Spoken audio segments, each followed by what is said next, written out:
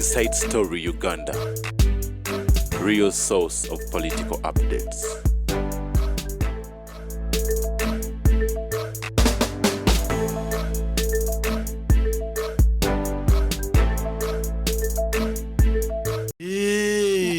Yatugamba mbo omukugu avudde ebweru naye agenda mukolerako kisubi. Kati bakuterezeza bulungi. Kasoba ne sente. Kulaba omusambi w'omupiira. Bamukuba ekiyiso n'asamba omupiira ne guggwa. Kati tokyayimba luyimba okwepicha jangu tugende mu kwepicha. Alwalwe musajja mukulu bibadde bikyantwala nnyo. Lente ne mikwano tankubuulire. Omu ku bapasa bwe yampa obukadde busatu. Zine emikwano mingi. Bakujjanja. Ate si Bujingo. No. Kati mbadde mwogera ku Bujingo. What you don't know. Ate ani agamba. Ate tugambe waliwo pasita tetunagogera ko. Gwe bapasa bonna bazitwalayo. Mu banka. Why? Ekitegeeza Bujingo blessings zikola. You cannot cheat bino mbwa balokole bayine ebyo mebisula abantu bakoma ogura bomusawo muganda. Abire emyezi emikane bamutukako. You cannot cheat abantu abali mu group emu. Kibula abantu wano mwabatamya buli kimusaako bikyolina yiye. Waliwo omusajja ali ordinary. Yayiye n'ateekawo ogubinaago. Abantu bateeka mu ssente ng'atambula radio ku radio. N'abagamba billions zino. Nti Museveni yazeewoze mu kalulu. Namwe Museveni manyita sasula. Kakati a man who tarnishes the president's image must be arrested. Golaba bakwata. Eito wa State House olaba mukwata bakolagana na Papa State House. Bakukwata nga bakuba yesimu. That's why criminality tesobola kugwawo is backed by powerful people. Kakati Bujingo bamukuba ne mumukuba ku maledi. You make somebody a victim. The public sympathizes with the victim, not the arrogant one. Era kino bagamba bana baki bamirisa bamabaali. Don't be arrogant. Ovudde mu komera noyita abantu n'okola embaga. You are arrogant. If we want you have a place between a rock and hard place shiringi. Nzinga bazira okunkwata seebika. Majestically. Nibaga nti akasajja bakatutte bobe wadde kakikoze ekyo. It backfires on government. So, Bujingo tulaba luto the same ba ukulu ba muntu lunyani bakola batya mama wa ukulu namuga nti oyo mwana yakulira manjo na yafuga gwanga tanampisa. But the people saw it otherwise. The moment you victimize nemukozi bebamuleta tunone bana Kenya bamudamaging bamufole international comedian mumutya. If you bend to scratch a toy, the jigger has defeated you. Era fwe mu propaganda tuchita contempt card. You don't answer. But the moment you answer, kitegeeza ate bodi omuntu nganza ali popular. Nonzanya contempt card kuba nenkumalawo. And people believe in what I say. Kati ekyokubiri kyendabye mwogera ekya Papa. One, I don't know. But Nabbanja was properly briefed. Mukazi agende wa Papa. Akavalinga omutwe gwe. When he went to Vatican, it was only the First Lady who followed the law. The rest didn't. The Pope knows that an African woman kneels. Peloza tabimanyi. Akutunulye nti oli arrogant. Era bonna abantu bamusumba bagula amasapule kugakomya wano kulimba abantu.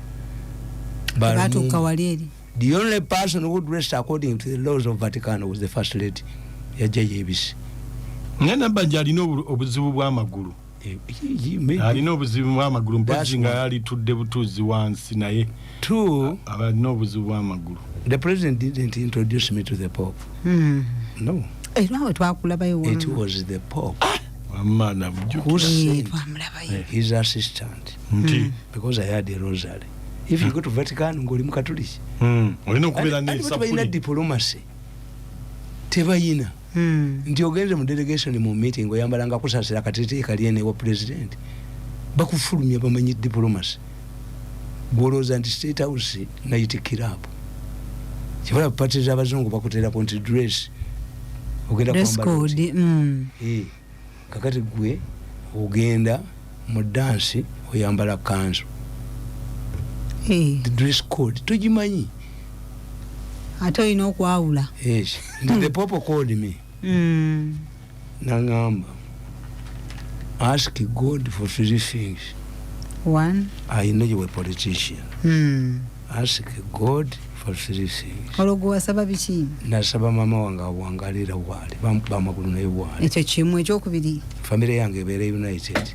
Ekyokusatu. Ekyokusatu money. Sente. Mama nze. Era nambulesi. Amina. Mama wange wali. Bamukuba amakulu Museveni yamuyamba. Ata kuleta kaki iwa mutegeeza. Eka yamuyambira mugwe ayisa mu united. My family is united. Nenga ba following a different man. Akasembyeyo. Aka okomusayi. Wali olabye ko kuba bunye myaka ejo 10. Nganyirira gwe. 14. Satuzange bazikwata mbuwanudde ndiogera nabo. Nzo kwogera namo. Abakoli just osonyiwa. Okolima kati tula ne gwokolimira. Nawe bikwatiremu. Bikwata bityo. Mukimutamanyi. Wichi kulafuti oyino mwegendereza. Bonkolimira totula na studio. Era wichi kulafuti tukugamba. Nti mukazi obwakunobako. Noga nti yogenze yonna abasajja bonna bafa n'otejjamu bwakoma ofa. Ugamba nti yogenze abasajja bonna boli nabo bafe naye okujjako nze otejjamu okujjako nze baka you die bwakoma ona oberanga bali abasajja gwe tuli musajja epafulu musamu muganda bwakugamba nti ojja kuleeta ente wano bwaddamu kubuuza nkugambye eki nti ente zibeezi ewe oyogedde emirundi ebiri kati gwosirika busirisi kyenna kugambye oba ogamba otya agambye nti omusawo omuganda bwakutuma ente n'akubuuza nti kozi nakutumya eki n'ogamba nti ngenda anti ente yejjako ebisiraani byonna si bino bya mbuzi bya ndiga nkute ogaggawale nti ojja kumpa ente kitegeeza kukuta kujja mu bizibu ende wikikulafuti language kakati nakubuuza ogenda onakugambye kumpaaki ente ziri ezi nti ekyo bwaddamu zibeezi ekyo kiwaŋŋambye toddamu nte mirundi ebiri era bwakubuuza ng'ogamba ekyo kiwaŋŋambye kyenda kugambye you maintain every time you mention ente then it becomes an addition. Kati culture ebya culture tembimanyi ebya civilization tembimanyi ebya normal practices tembimanyi nalabye mu Lupapula lwa New Vision mbu baddira eddagala lya HIV baliteeka mu nkoko nebaliwa emmere nebaliteeka mu liri luddawa nga balinoonya noddinoonya abalyagala nga tebaliraba ekyo kitegeeza banene bye bakikola oba tekiriiyo where is this HIV drugs nga n'abantu balinoonya oddimira tebaliraba era aliteeka mu nkoko aba ayineemu alina nnyingi ekitegeeza bweriba mwekiri ligulibwawo naye nze abo abaana mbamanyi babawa ssente nti kakati bajja kugamba nti bya supermarket enkoko zonna ezibeera ku gondi across the road ziba zirwaza bakafa bameka omuntu wa bulijjo ekitta akimanyirawo era nebagamba nti abatamiivu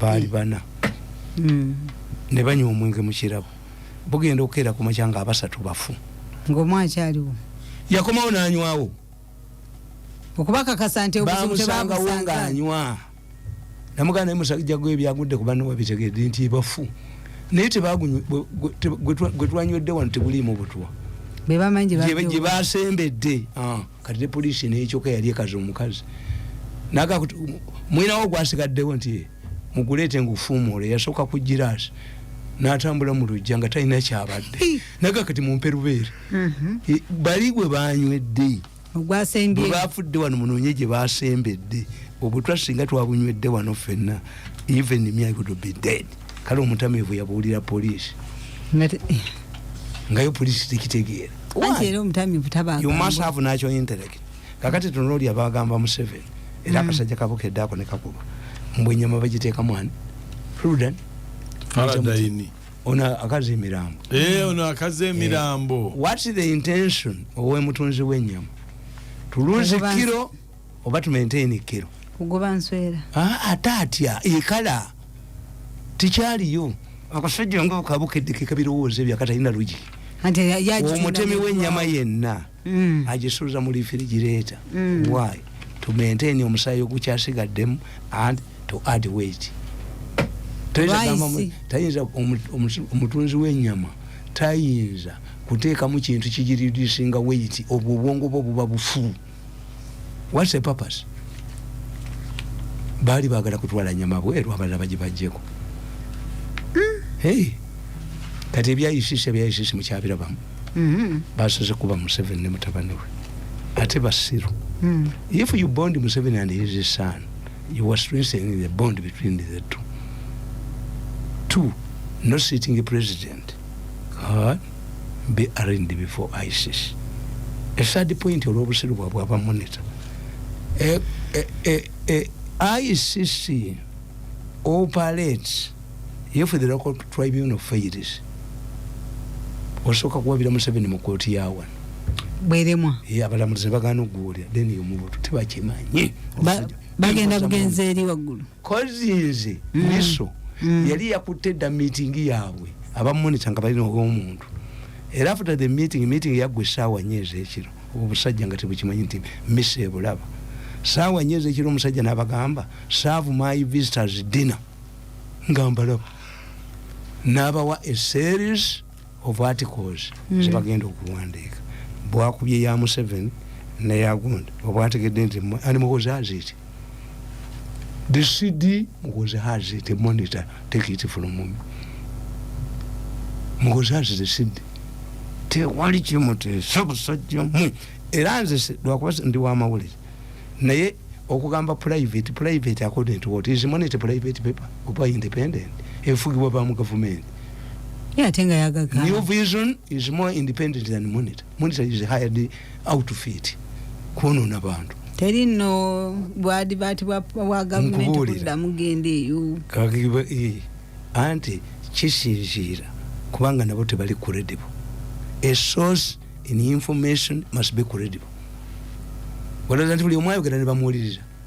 Yes, a source must be credible.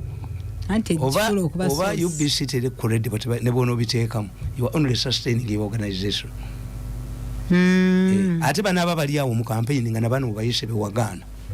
Anti ebijjakwa byakiseera naye kino kakikole. Shishi beba bagezi nabo bagana okuteeka mu campaign iyo. Ne kakati olwo basinzidde ku kyokusala w'ensale. And sigana muntu, there must be a purpose. Any decision is purposeful. Decision making is a whole chapter in political science. A decision is made according to the past, the present, and the future benefits. That's a decision. Nasoma political science and decision making is a whole chapter. Omutakera bukezi nakola decision. Kujaka abawa. Abayi nebirubirirwa. You first evaluate kyakolebwako. Kya succeeding. What do I want to achieve now? Objectives. How will it affect the future? Your decision making. Tokera kumachana okola decision. Is a decision making. It is guided by 3 factors. Kakati. No, na mauli bagambe bagenda kwegunga mu. Ekiro. Obaddeyo meeting. Nenjira. Yowa. Babayita ba disciples mu bamanyi. Bagenda kola foundation. Abagoberezi. Ndabadde mbalaba. Bani kubono watabulanga program ate bachaku bantu bazasha lero bano ba disciples bani they are going to make a foundation. The meeting was there last night. Akuna ko mukoza agenda kafuna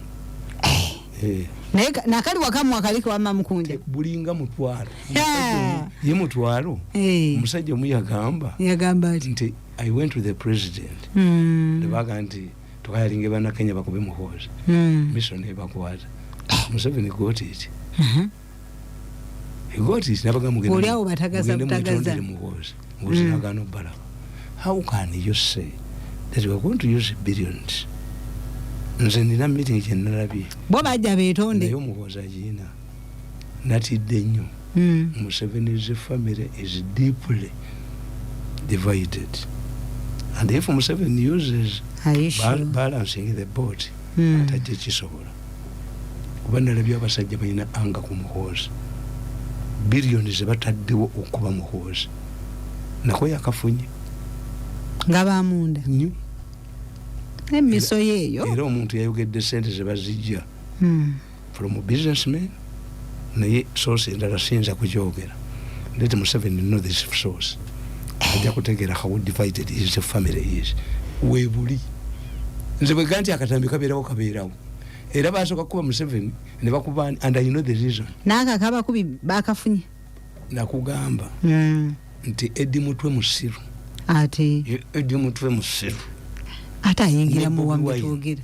Bakwatanga abaana batomeddwa boda boda. Ne babajja ne batwala Zambia Malawi wa. Mbotwale Muhoozi Ntocha. Ane mbabuulira ne mbagamba. The Museveni operated on wrong information.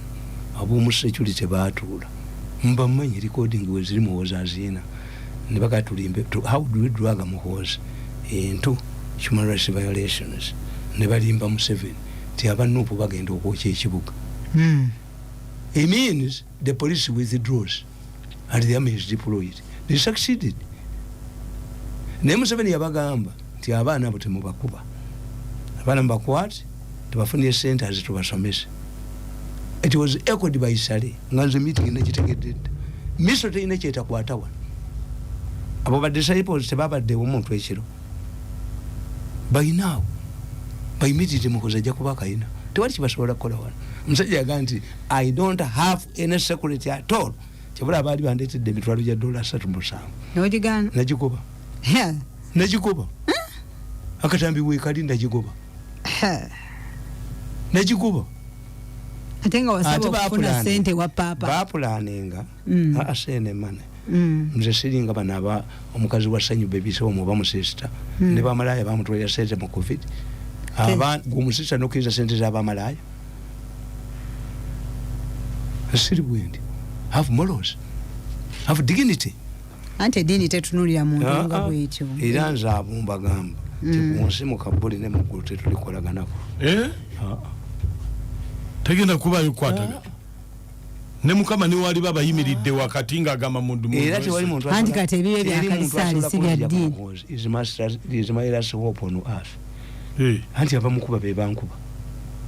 Bo bategeera nti n'amaanyi mu mobilization tajja kumitoka akolewo tudde buto ngujuga mwana wani wa Mirundi bamujuga tuddemu mu mungu ekidoli kikomyodde mu kiniyemu ngone mukyana singa ekyo kye basookerako ekyokola foundation the problem gye bafunye mukola foundation eyo abantu bennalabyemu temuli ayina mpeke otegeeza ki ayina magezi nyapo and this is the problem kati MK yatwala you are following it ekitegeeza gwate oyina okuleeta yabaki abagezi abasinga kawo abasinga abamuhoozi naye bono zino emboozi endala bye zino mu meeting ekiro disciples foundation tebukisobola tobanyoma nno bakuŋŋanyiza billions okufuna bablogers bakube Muhoozi mulimu nga gw'amaanyi nabyina kati planning ahead of you